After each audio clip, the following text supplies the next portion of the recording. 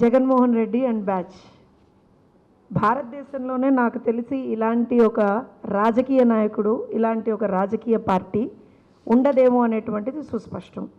సరే, 2014 నుంచి 19 వరకు ప్రతిపక్ష నాయకుడిగా ఏం వెలగబెట్టాడో జనాలకు తెలుసు. 2019 నుంచి 24 వరకు ముఖ్యమంత్రిగా ఏం వెలగబెట్టాడో జనాలకు తెలుసు. బాబు, నువ్వు దీనికి సూటుగావు, దీనికి సూటుగావు, you are unfit to be ఒక ముఖ్యమంత్రిగా నువ్వు అన్ఫిట్, ఒక ప్రతిపక్ష నాయకుడిగా నువ్వు అన్ఫిట్, ప్రాబబ్లీ అసలు రాజకీయాలకే నువ్వు అన్ఫిట్ అవుతావేమో ఫ్యూచర్లో అని అనుకొని చాలా ముద్దుగా ఆంధ్రప్రదేశ్ రాష్ట్ర ప్రజలు ఈడ్చి తన్ని 11కి సీమితం చేశారు. టీమ్ 11 సీమితం చేశారు. ఏం చేయాలి తర్వాత? బుద్ధి తెచ్చుకోవాలి. చేసినటువంటి దుర్మార్గాలన్నీ కూడా మర్చిపోయి, అట్లీస్ట్ తనన్నా మర్చిపోయి ఇప్పటికైనా ప్రజలకి నేనేమన్నా మంచి చెయ్యాలి అని అనుకోవాలి. కానీ అది ఆ బ్లడ్లోనే లేదు కదా, ఎక్కడి నుంచి వస్తుంది? క్రితం సంవత్సరం డిఎస్సి పారదర్శకంగా నిర్వహించి అందరి మన్ననలు పొంది బ్రహ్మాండంగా ఆంధ్రప్రదేశ్ రాష్ట్రంలో ఉన్నటువంటి కూటమి ప్రభుత్వం 16,347 మంది యువతకి ఆ రోజున ఉద్యోగాలు ఇచ్చారు. 16,347. ఎందుకు ఈ మాట రెండోసారి చెప్తున్నా అంటే, జగన్మోహన్ రెడ్డి చెవులు రెక్కించి వినాలి. ఇంత నంబర్ జగన్మోహన్ రెడ్డి ఎప్పుడు అసలు తను కల్లో కూడా ఎప్పుడు ఆలోచించాల.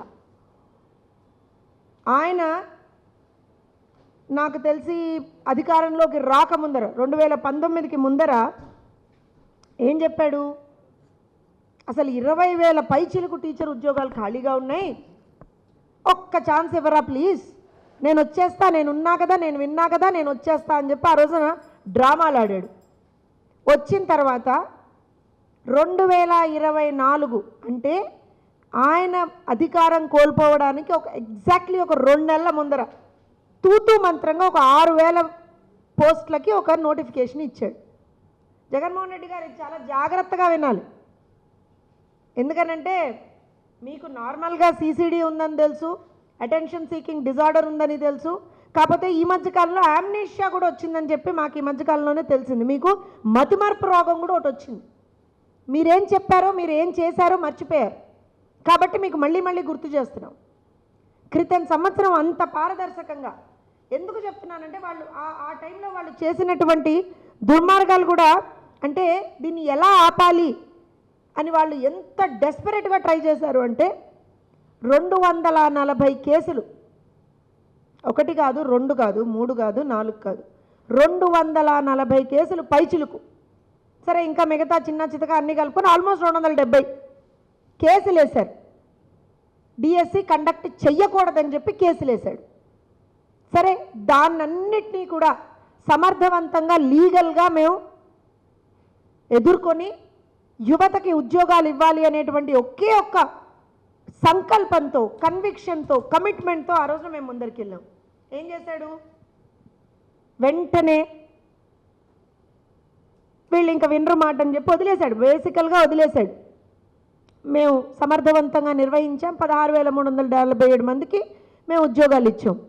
అయిపోయింది. వాళ్ళకి సంబంధించినటువంటి ఆ ప్రక్రియ అయిపోయింది, సెలక్షన్స్ అయిపోయాయి, ఎగ్జామ్ రాశారు, సెలక్షన్స్ అయిపోయాయి, సర్టిఫికేట్ వెరిఫికేషన్ అయింది, జాబ్స్ వచ్చాయి, వాళ్ళ జాబ్స్లో జాయిన్ అయ్యారు.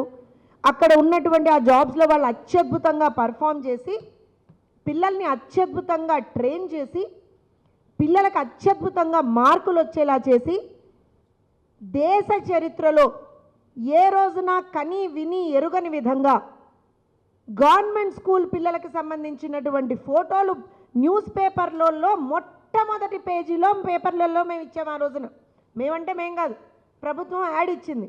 అందులో ఒక్క రాజకీయ నాయకుడు ఫోటో కూడా లేదు.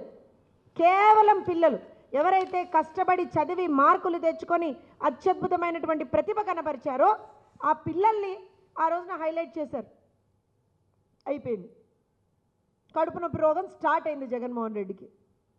బాబోయ్, ఇంత మంచి రిజల్ట్స్ వస్తే ఎట్లా, దీన్ని నేను ఎలా అయినా ఆపాలి, ఎలా అయినా దీని మీద నేను బురద జల్లాలి అని స్టార్ట్ చేశాడు. ఏం చేశాడు? ఫస్ట్ ఇది అంటే జగన్మోహన్ రెడ్డికి ఈ గొడ్డలి వేటు అనేటువంటి దాంతో ఒక అబ్సెషన్ ఉందండి. అబ్సెషన్ ఉంది. వాళ్ళ బాబాయిని గొడ్డలు పెట్టేశాడు. ఆ రోజు నుంచి స్టార్ట్ చేస్తే ఇవాళ యువత భవిత మీద కూడా గొడ్డలు పెట్టేసే ప్రయత్నం చేస్తున్నాడు. అసలు అంటే అందుకనే ఆ పార్టీకి గొడ్డల పార్టీ అని పేరు, ఆయనకి సైకో అని పేరు. ఏమన్నా అంటే చూసారా మమ్మల్ని తెలుగుదేశం వాళ్ళు ఇట్లా అంటున్నారు అంటాడు. బరాబర్ అనాలి మిమ్మల్ని. మీరు అసలు రాజకీయాల్లో ఉండడానికి అనర్హులు జగన్మోహన్ రెడ్డి గారు అండ్ ద పేటీఎం బ్యాచ్. ఎందుకనంటే అధికారం పోయింది, అయినా ఇంకా ప్రజల్ని పట్టుకొని పీడించాలి, వేధించాలి, యువతను నాశనం చెయ్యాలి అనేటువంటి ఆ పోకడ మాత్రం పోలేదు. ఉడుంపోయినా దాన్ని పట్టుపోనట్టుగా లిటరల్గా ఉద్యోగాలు వస్తే చచ్చిపోతున్నారు వాళ్ళు.